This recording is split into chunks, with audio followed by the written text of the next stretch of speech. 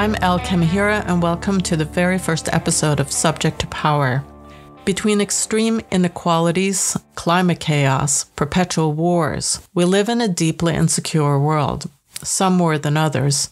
And my guest today, Dr. Valerie Hudson, has spent her career trying to figure out what the factors are that make nations insecure, unstable, volatile, and violent. Dr. Valerie Hudson is an expert on international security and foreign policy analysis, as well as gender and security. In 2009, Foreign Policy named her one of the top 100 most influential global thinkers. She's the author of Bare Branches: Security Implications of Asia's Surplus Male Population, Sex and World Peace, and her most recent book, The First Political Order: How Sex Shapes Governance and National Security Worldwide. Dr. Hudson also developed something called Women's Stats Database, which is the largest cross-national compilation of data, statistics, and maps on the status of women worldwide. And in her latest book, The First Political Order, she makes crucial connections between the status of women and the fates of nations. She shows that the systematic subordination of women really underlies all other institutions we have, and how this subordination of women functions as a curse upon nations and the world. I talked to Dr. Hudson about her work and so much more. Have a listen.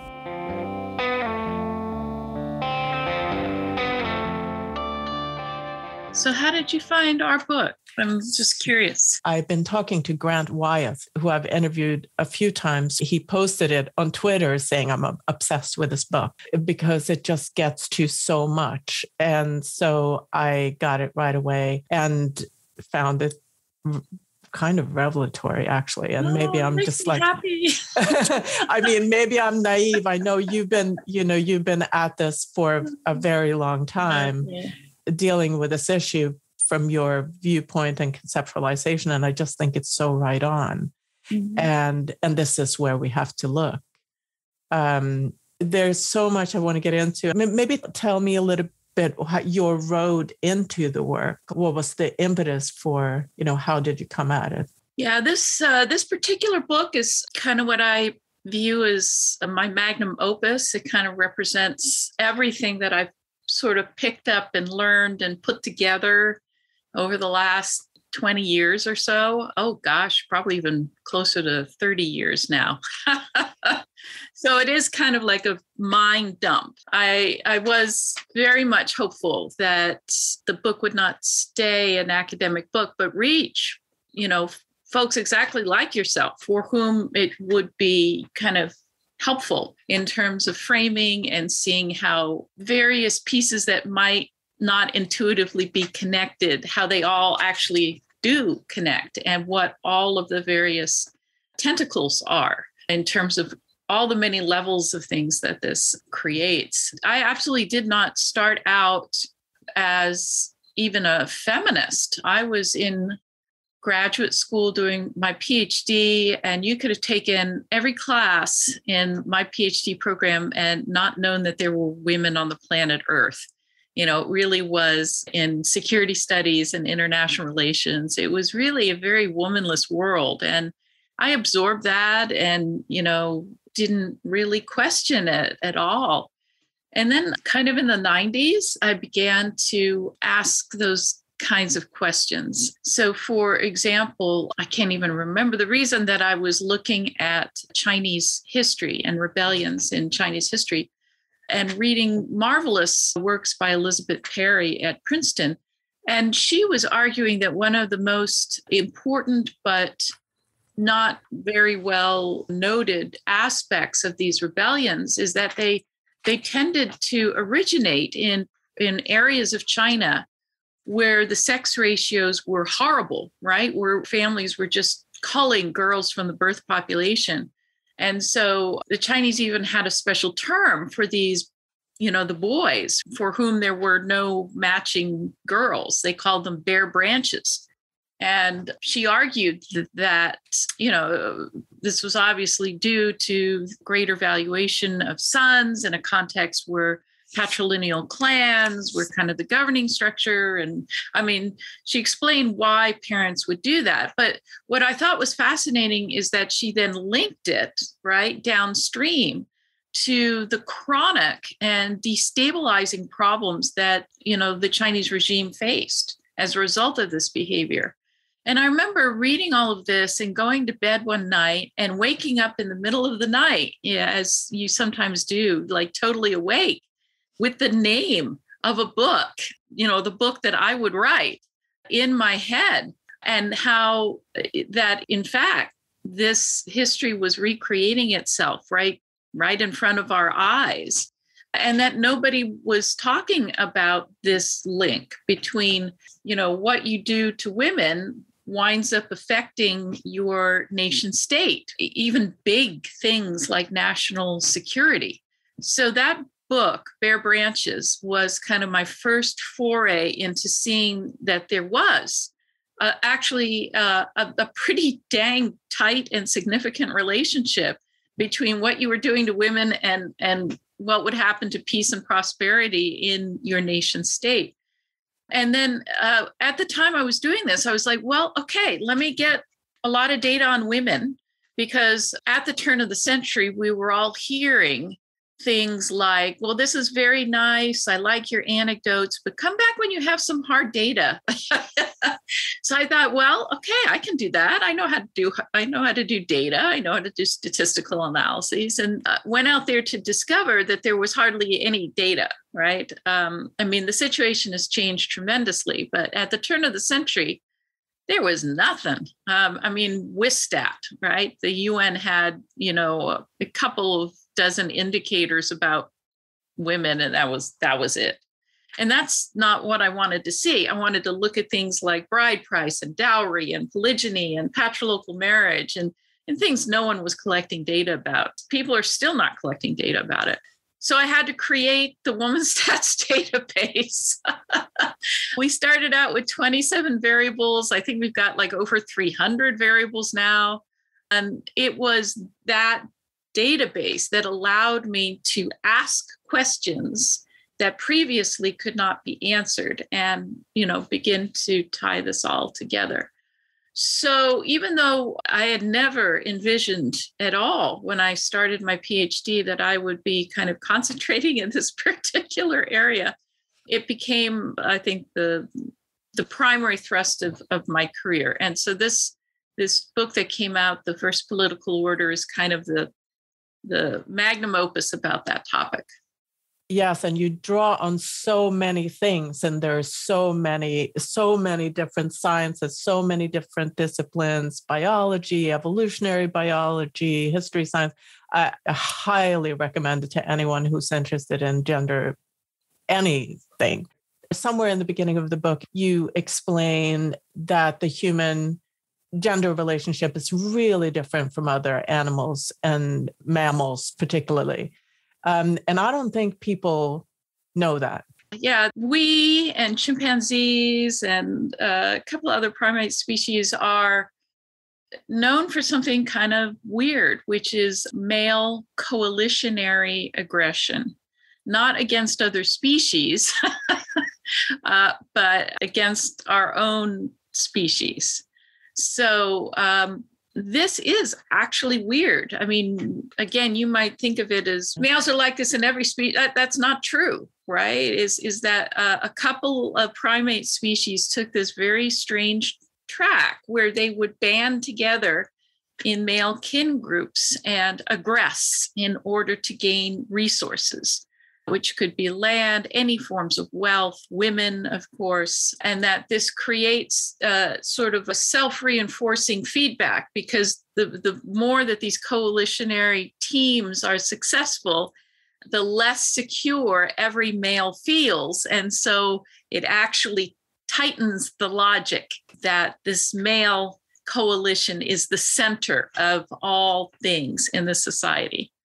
Yeah, which then I think it's a super, super, super common myth that we all kind of rely on, is that male violence and possessiveness of the kind we see today originated with agriculture and the owning of land. And your book and your theories really turns that on its head and reverses the evolution of that really, well, you can explain better than I can. Well, yeah, we think obviously this coalitionary aggression predates agriculture. Agriculture gives it a special frisson, if you will, as you can grow those coalitions, to really large size, right? Once you have more stationary populations. But yeah, this first political order of centering male coalitions and subordinating female interests absolutely predates agriculture. There's no doubt about that. And that perhaps patriarchal rule sort of grew out of that coalitional violence rather than. Yeah. Yes, that's exactly the way that we see it, is that when you center the male coalition as the fountain, if you will, of all security and all wealth within a society, once you make that choice as a society, then all of these downstream consequences, including the overt subordination of females, follows logically, right? It's just, it's part and parcel of centering this coalition. Yeah. I don't think we take gender inequality seriously enough, but you say extreme gender inequality in the human species is a form of violence. And that's a strong statement. How do you get to that? Well, I think it's when we actually strip away, the abstract words and look at what female subordination means, that the violence becomes almost too much to bear, right? It's the little girls who are not fed when their brothers are fed. It's the boys who get taken into the doctor to be immunized, but the girls are not immunized. It's things like honor violence, because the honor of a woman is actually more important than her chastity. I mean, there's practice upon practice, and there's all sorts of discriminatory laws. I mean, even to this day in certain countries, women are not allowed to own land because only men are allowed to be the landowners in the society. Women are just some type of subhuman creature. And of course, as we were mentioning, sex-selective abortion and female infanticide, where having two X chromosomes is viewed as the worst birth defect a child could have. I mean, when you really start peeling it back and taking a look at exactly how women are subordinated. I mean, the phrase women are subordinated sounds pretty dang antiseptic, doesn't it? Sounds like something vaguely wrong is happening. But when you look at the means by which women are subordinated, these are violent means. These are inhumane means. And I don't think we can shy away from facing that truth if we actually want to begin to rectify some of the problems we face as humankind. Yeah. So kind of the centerpiece of the book, The First Political Order, is something you refer to as the syndrome, or the patrilineal fraternal syndrome. Can you try to put that into lay terms? Yeah. What we were trying to get across with that is that, shouldn't it strike you as odd that despite the fact that we have a very large planet, and in all sorts of different ethnic groups, many of which would never have ever come in contact with each other, that we still end up with generalized female subordination across the entire planet. And that many of the practices look exactly the same in Nepal as they do in Ecuador. And you're like, how possibly could this happen? And so we hope that we made a contribution by suggesting that it is the choice to center these male coalitions, and that the tightest coalitions are blood-based coalitions, kin-based coalitions. Now, you can certainly have male coalitions that are not based on kin. When you think, for example, of gangs or even military units and things of that nature, you can begin to forge these fraternal bonds in other ways. But traditionally, the way that you build a male coalition is organically through biological bonds. And so to do that, to create a patrilineally based society where the true family is the patriline, grandfather, father, son, grandson, where all resources stay with that patrilineal line, and that women are excluded. Women marry out, women aren't allowed to hold land, women, are just have so few rights. They're not even considered part of their own families, and they aren't considered part of the families they marry into. That it is the patriline that is the family in the society. And the purpose of the patriline is to create that fraternity, that male coalition that can not only protect the patriline, but aggress and expand against other patrilines and thereby gain power in the society. So when we say patrilineal fraternal, we included both terms because you create the patriline for the purposes of creating the fraternity. And it is the fraternity that is the center of power within these societies. So we looked at all it would take, right? Or what sorts of practices attend every very disparate society's attempt to center the male coalition. And so we came up with 11 indicators that we thought were very telling, very revealing that this was happening. And so it would be high levels of violence against women. It would be things like patrilocal marriage. It would be things such as polygyny, bride price, dowry, cousin marriage, inequitable law, low age of marriage for girls, no property rights for women. But those are kind of the things that you would need in order to create that kind of society. And that's why these things are so universal.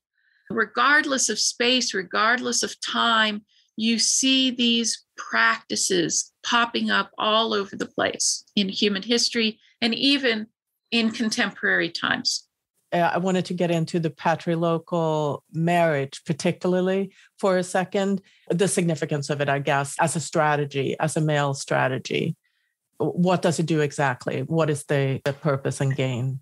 Yeah, I think patrilocal marriage is really one of the very most effective ways of subordinating women. And I think we women in the West who don't see a lot of patrilocal marriage think to ourselves that this must be some strange little custom in tiny little places or something like that. But it's actually the norm, which is that if the family is the male line, then women marry out from their family. And this puts into motion a whole series of really rotten consequences for everybody involved. So her birth family doesn't consider her really part of the family. In fact, we have sayings from all over the world. A daughter is a thief. Raising a daughter is like watering a plant in another man's garden. The birth family looks at her and says, we're going to have her for, 12 to 14 years. And then she's going to go be, she's going to move. We're not even, maybe even going to see her. And certainly none of her children are going to belong to our family. So her birth family then will underinvest in her. They'll underinvest emotionally, steeling themselves against the time when this girl is going to leave. They'll underinvest financially. If there's any cost to educating or providing medical care for girls, they're going to say, well, why would we do that? Food in calorie restricted areas, boys are going to get fed before girls are, again, because these girls are not really part of your family. And then you're going to want to marry them off as soon as possible, which depresses the age of marriage in society. And you do that for two reasons. Number one, you don't want to keep paying for room and board. That's a total cost to your family. And then second, once she hits puberty, you've got to safeguard her honor, which carries all sorts of incredible costs. And so you want to get her out the door upon puberty. Some societies even get them out the door before puberty and send them off to go live in the other household. Well, once she gets to the other household, they're glad that she's there, but she's an outsider. She's considered the kind of the lowest person in the entire household.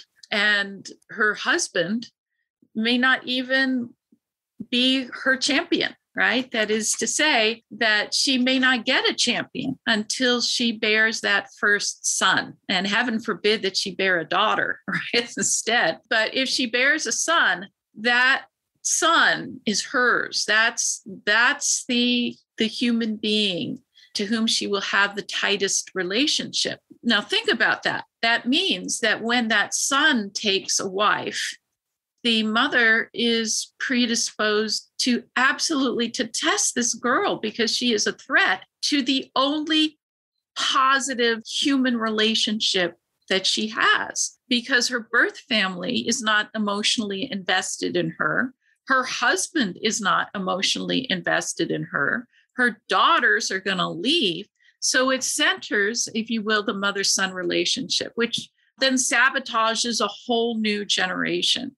So it really makes families kind of emotionally dysfunctional. And it's really, I think, tragic. It's, of course, first and foremost tragic for the women who, who's their family? Who actually cares about these women? But there's emotional fallout. There's emotional fallout for sons. There's an emotional fallout for daughters. It's almost like you're almost crippling every member of these families and making them almost dysfunctional from the get-go. So that's why patrilocal marriage is so important. And there's, knock-on effects, like property rights for women make no sense in a patrilocal society, because why would this stranger who's coming into your household ever be given any sort of property rights at all? Like, it doesn't make any sense. So it naturalizes other forms of discrimination against women, such as marrying them off at puberty, refusing to give them property rights, et cetera, et cetera, et cetera. That's great. I just want to tie it into, so in domestic violence relationship, one common tactic is to move away from her family, to isolate her away from her female kin group. And so it kind of echoes with what you're saying. It's like the man gains an advantage because she is cut off from her family, her kin group, female most especially. That's absolutely right. Absolutely right. Whatever support her family would have been predisposed to give her once she moves far enough away, that's not going to be operative in her life. So yeah, I can't think of a more effective way to make a woman basically prostrate in terms of being completely without a support group than patrilocal marriage. Yeah. You say something else too, is that violence, these male kin groups use violence because it works. And so I wanted to get into that. What does that mean? Oh, it actually absolutely gets you what you want. It can get you sex, it can get you labor, it can get you resources. Violence absolutely works. And I think the only way that humankind has begun to civilize itself is to refuse to allow violence to work. And we're definitely moving in that direction. But for me, and probably for you as well, what we've noticed is that there's still relative impunity for men who use violence against women. The consequences of using violence against men may be much higher than the consequences of using violence against women, where women are not believed, or women are abused by law enforcement, or male law enforcement is simply uninterested in enforcing the law. It's judges, prosecutors, all part of this. I mean, I've been very struck by the data coming out of the UK, which basically argues that for all intents and purposes, rape has been decriminalized in the UK, that in only 1.3% of the cases of reported rape does a perpetrator wind up behind bars. So that means that your chances of getting away with rape are like 98%. And that doesn't even include all of the cases that were not reported because the women just did the calculations in their head and said, not even going to report it. So it may be more than 99% of rapes are affected with complete impunity under the law, even in civilized Great Britain. So this strange but very real impunity offered to men who commit violence against women is still a stain, I think, on human civilization. Yeah, agreed. And I mean, when it comes to domestic violence in particular, the violent crimes that are being committed would be punishable by criminal statutes in any other context. But because it's in a domestic context against the woman, it just doesn't count as a criminal. It doesn't even go to criminal court. It goes to family court. And in some countries, they've actually kind of explicitly said that. I mean, I'm sure you're aware that in Russia, they changed the domestic violence laws. So the first time you beat up your wife, it's a pass, unless she's dead. You don't get prosecuted. And then subsequent times, they will only charge you if she winds up in the hospital. So if she doesn't wind up in the hospital, again, the authorities are not predisposed to do anything. So sometimes the mask is dropped, and we can actually see that in law. These women have no support system, just like we were talking about with patrilocal marriage. It's getting rid of women's supports that is the foundation, I think, of all of this. For sure. So that begs the question, why do so many women kind of ally with stronger men, violent men? Because they do. As women, I think we absolutely are drawn to powerful men. I think that's a fair thing to say, even if some of us aren't, have other requirements. But so what is that about? I think that's pretty darn understandable. As an international relations scholar, we often talk about the role of anarchy, that there is nothing above nation states that can say to Russia, stop, don't invade Ukraine. It's a self-help system, isn't it? And so that means that the people who are going to be able to help you the most are the most powerful men. But what I think most women eventually discover, to their great heartache, that the man who could protect you the best against other men is also the man who will beat you into a bloody pulp if his will is opposed. It's a contradiction, but it's also, in a sense, kind of logical that a woman seek a partner who is able to protect her from external threats, but then he himself becomes the greatest threat. Yeah, some men, I guess, have a kind of a code where violence against other men is okay, but violence against women are not. So they abide by that code, but a lot of men don't. A lot of men don't. I call it the 30M problem. I will tell you what that means. I haven't written anything about this, but it's certainly I've been thinking about it a lot, which is, are all men like this? Because society kind of runs on the lowest common denominator. Unfortunately, that's always the case. We always get the lowest common denominator. And certainly many of the men in my life are absolutely wonderful, sterling human beings. My husband, my sons, some of my close friends who are men, are just fantastic humans. And a few years ago, you may remember, there was a cross-national survey that came out that queried men on a whole bunch of questions. But one of the questions included was, if you knew 100% surety that if you raped a woman, you could get away with it completely, would you do it? And about 30% of men cross-nationally said yes. Now, the good side of that is 70% said no, but 30%, almost a third, said yes.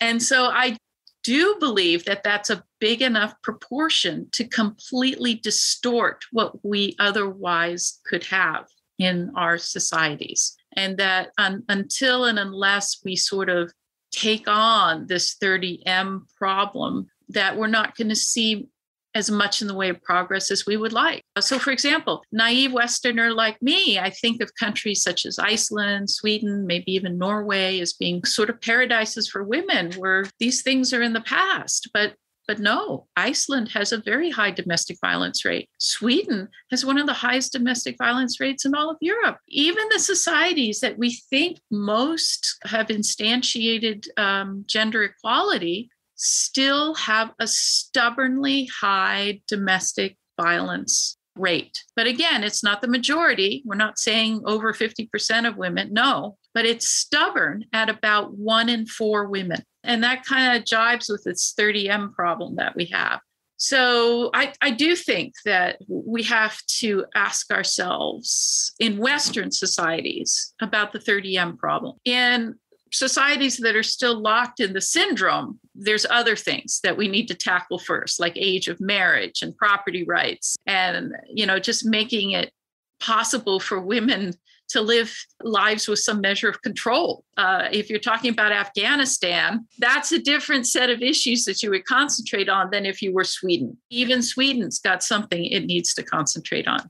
In Sweden, another stubborn problem is femicide, the outright murder of women by the closest male person in their lives. And I just wanted to dig into that a little bit more. You write that what happens in the home, what's allowed to happen in the home, is a micro template for what happens on a much larger scale. Can you connect all of those things? Yeah, that's one of our most important hypotheses in the book, which is that if your households are run like autocracies with the use of terror and accompanying exploitation and so forth, then all of that is going to be normalized for you. That is, autocracy is going to seem like the legitimate way to run a government. The use of terror and violence is going to seem par for the course. That's how you resolve a conflict. Exploitation, rentierism, all of these sorts of things, corruption is going to seem just the way things are. So we do posit kind of a direct link, and, we make sort of, empirical predictions, which is that in places that encode the syndrome the most, you're going to find no free countries. You're going to find countries that are at extremely high risk for terror. And that's exactly what we find. So we do think that this first political order then sets the template for the political order of the entire society. And the first political order, if you can just kind of explain what that means, the kind of underpinning of other political orders more specifically. I think that centuries, right, of feminist thought, looking at, people from Engels, John Stuart Mill, Mary Wollstonecraft, Carol Pateman, Gerda Lerner in the 20th century. I mean, we have a lot of feminist work now that I think suggests that the first political order in any society is in fact the relationship between the two sexes, and that how a society decides to order that relationship is going to be the founding template, as we talked about, for all superstructures within the society. And so sometimes I say to my class that I teach, a class called Women and Nations, I say, let's pretend for a moment that we're in a video game design class. And I want you to make a game for me. And I'm only going to give you 2 parameters. One is that you have kind of these 2 groups of players, both of which constitute about half of your population. And the second parameter is, unless they cooperate, there's no second round. It's all over. Make me a game. And the students are always like, well, you haven't told us enough. You got to tell us more, Professor Hudson. And I'm like, well, what do you want me to tell you? And then they start asking me questions that reveal the political nature of this relationship. They say, well, are these 2 groups like equals to each other? Or is one like a superior group and one is like an inferior group? How are decisions made? Does it require both sets of players to agree, or can one group impose decisions on the other group? And if the interests of the 2 groups clash, how is that resolved? Is it resolved by violence, or is it resolved by compromise? And then, of course, they asked me the queen of all political questions, which is, how are resources distributed between these 2 groups? Does one group have a monopoly on wealth and land and, power, or are resources shared equally? And I say, bingo. You have just revealed that the sexual political order is, in fact, the very first political order in any society. So even if you had a society in which there were no ethnic differences, no language differences, no racial differences, no religious differences, you would still have the first difference. And that first difference would be the foundation of the first politics. Yeah, so that's what's meant by the first political order. There are obviously many other sort of social contracts that's modeled on, like in this country, for example, the racial contract, the European population colonizing indigenous lands and resources. So it provides a model, it seems. Oh, absolutely. Yeah. I mean, there's been fantastic work done by scholars that look at how vulnerable peoples, minority groups, or colonized groups have been overtly feminized, that how women are seen then translates almost directly into how these groups are seen as being less intelligent, as being weaker, as all sorts of things. So clearly that first template of difference of making females subordinate to males is applied directly when coalitionary male groups are attempting to subordinate other groups that include men. One more thing about violence before we move on to how do we disrupt these systems. We talk about wartime and peacetime often in a Western society where we have war that's active male-on-male conflict in a large setting.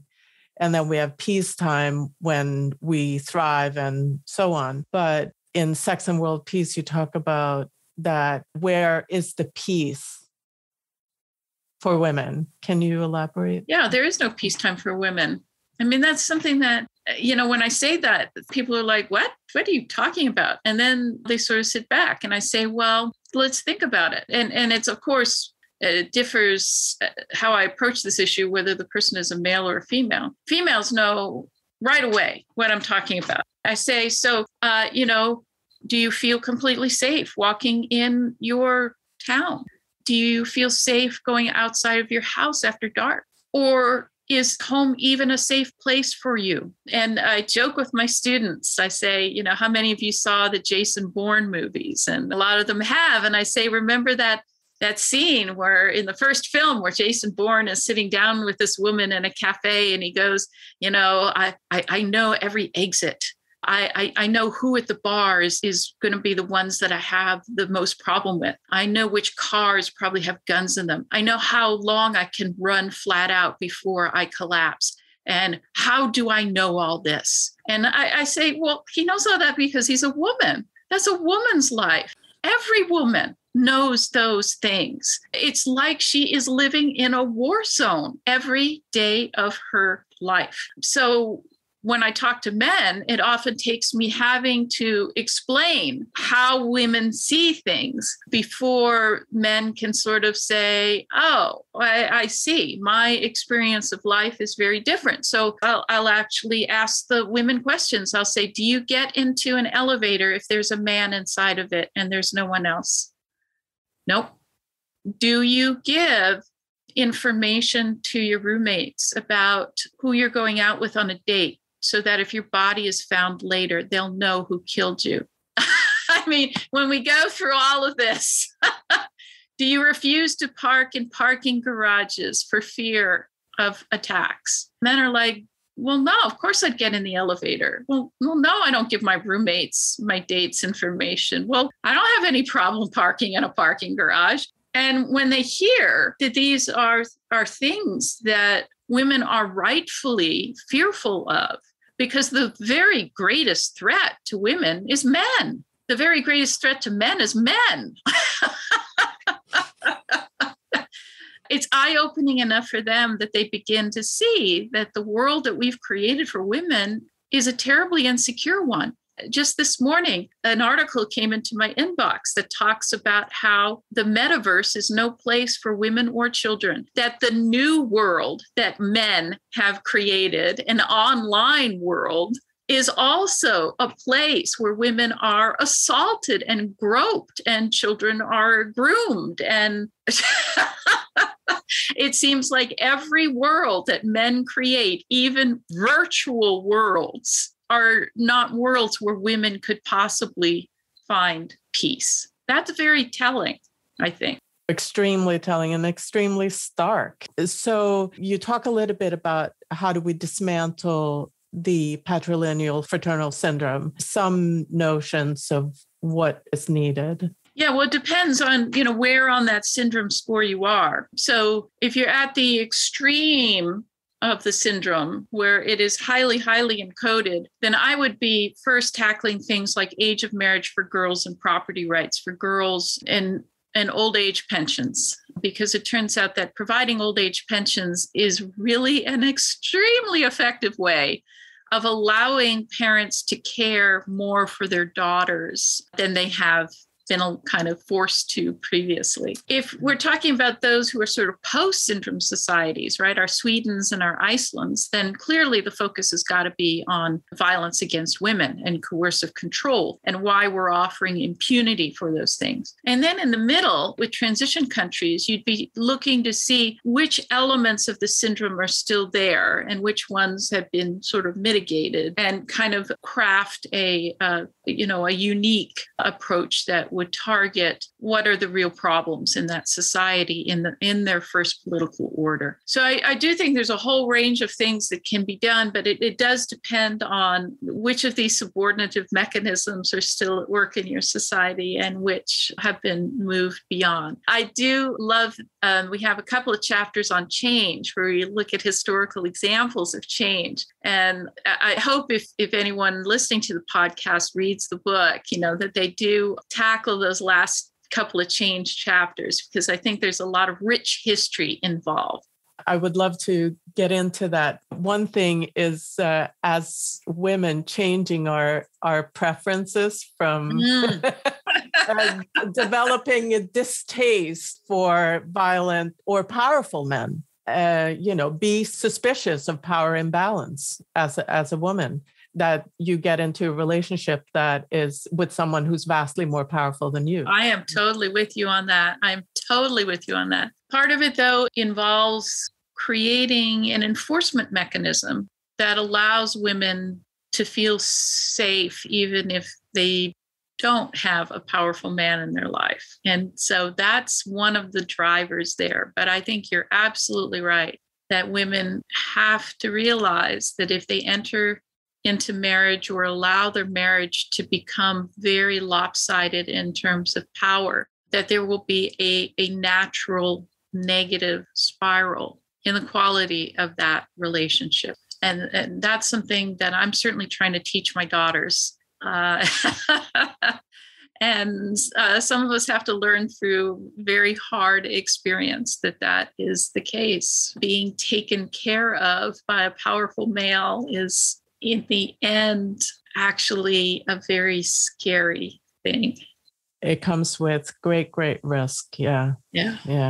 All right. Well, I don't want to hold you over your time, even though I want to talk to you so much more. Really delightful conversation. Yeah. It's just really gratifying as an author to actually see that you've engaged the work in such a way that we can have kind of a high-level conversation about it. It's just, thank you. You made my day. Such a pleasure to talk to you and meet you. Thank you. Thank you so much.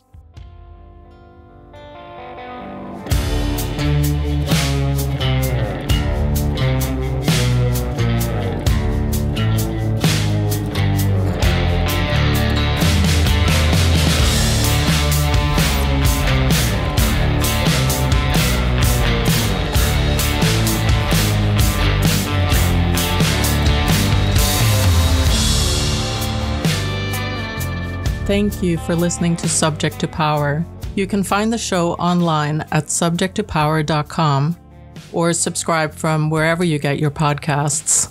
I would love to hear your thoughts and comments, so please drop a note on the website, or even better, take a moment to rate and review the show on Apple Podcasts.